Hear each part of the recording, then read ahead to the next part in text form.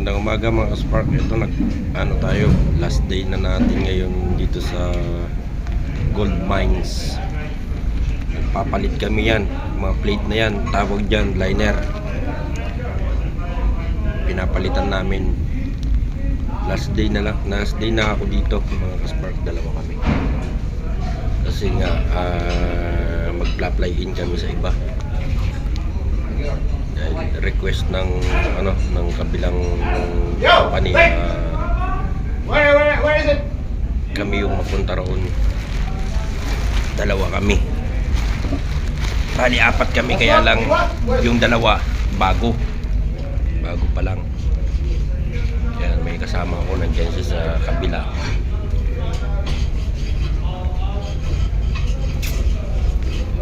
Ito ang ginagawa namin, walang welding job dito, pang mechanical work siya. Dito hindi kailangan dito trabaho, lahat gagawin. Kaya ang malaga sumahod. Yan, partner ko yun nasa labas, siya, Indiano.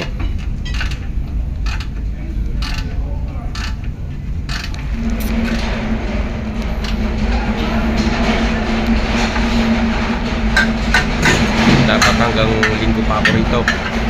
So pull out kami. Nakiusap yung kabilang company na dapat nung Thursday last na ako dito, kaso nakiusap din naman ako na kahit maging 5 days lang ako rito para yung maganda-ganda yung oras natin, kasi pang-araw ako rito eh.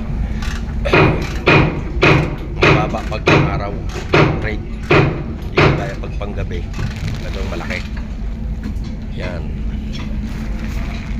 Ngayon nag-uusap kami na pwede linggo na lang ako mag-fly in. Uwi kami bukas ng umaga, tapos isang gabi tulog doon sa tinitirahan ko, sabay flight na naman ulit para Monday evening. Sobrang may watcher ako dyan sa taas, sobrang fit. Bago pa nung manakakaraan hindi naman ganyan, pero siya sobrang fit. Gusto niya laging nasa paningin niya raw ako. Hindi naman po pwedeng ganun mga Kaspark, kasi pag sumuong ka doon hindi niya na makikita. Sabi ko, gusto mo ikaw pumasok para makita mo. Ba't pasuotin pa ako ng helmet? Kaya akala niya ganun-ganun lang. Wala naman kundi magbantay lang siya, tapos ganun pa.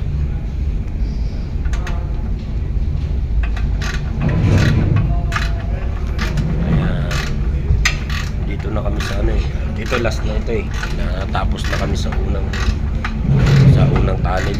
Nandito na kami sa pangalawa at pangatlo.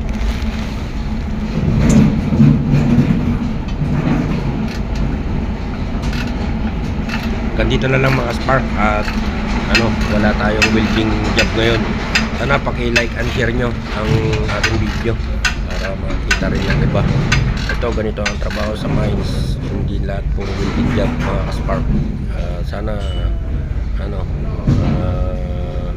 may follow nyo ako at mag-comment kayo, may tanong kayo, sasagutin ko kayo.